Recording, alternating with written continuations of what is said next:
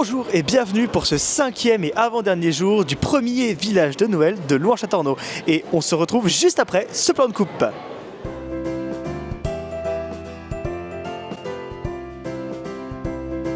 Donc aujourd'hui nous allons vous présenter notamment tout ce qui se trouve dans la rue de la Grenette que nous n'avons pas encore étudié car il se trouve quand même pas mal de choses, plusieurs barnums précis qui sont notamment occupés par le groupe des Talents Bressans qui regroupe différents talents et artisans de la Bresse. Donc nous pouvons retrouver entre autres les artisans suivants qui restent jusqu'à demain. Donc tout ce qui touche à l'art du bois recyclé, au travail du cuir, à la cire aux bougies,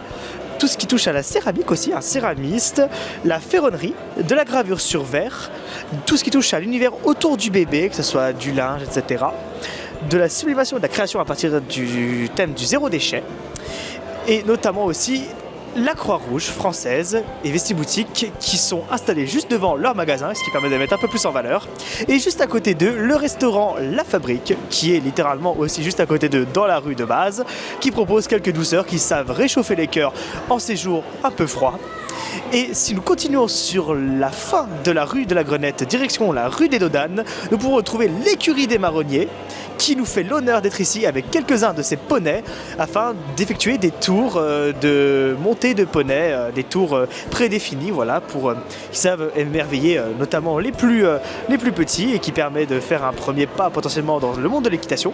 Mais vous allez voir, ce ne sont pas les seuls animaux dont nous disposons au village de Noël. Ils sont présents depuis maintenant quelques jours, mais sont à l'intérieur de la salle de Grenette, donc nous y revenons. Nous avons un petit florilège d'animaux de la ferme, donc nous pouvons notamment retrouver, comme vous pouvez le voir, des cochons d'Inde, des pigeons en volière et également aussi des petites chèvres naines, voilà, donc un peu des animaux notamment de la ferme, voilà, des animaux de la basse-cour qui savent émerveiller petits et grands, avec notamment aussi autour quelques animations et quelques jeux autour du thème des animaux. Et c'est sur cette note que nous concluons ce Un jour un vlog épisode 5, et d'ici là nous espérons vous retrouver dès demain pour le 6e et dernier jour qui, je l'espère, sera le plus palpitant. Sur ce, prenez soin de vous, à plus.